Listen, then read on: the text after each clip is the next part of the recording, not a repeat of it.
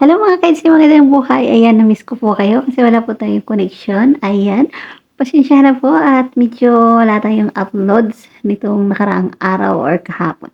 At syempre, mahanap talaga tayo ng paraan para magkaroon tayo ng connection kasi yung wifi po namin is nasira. So, nag-load po tayo ng konti at para na rin masundan ang mga upload ni Kalinga Prab. Syempre, ang ating sinusundan na love team, ang IDSIN. So, ayun nga, napanood ko nga ang buong kwento ng part 56 at syempre, may napansin lang po ako doon kay Biancy. At syempre, parang ikinagulat niya nung sinabi ni Ido ang linyang yon at sinabi niya na hindi siya ganon. So, ano nga ba yung nasabi ni Ido?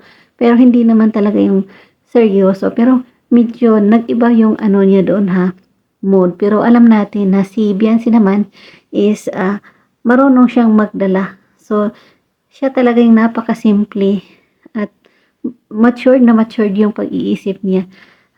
Ganong bagay, sinabi ni Edo na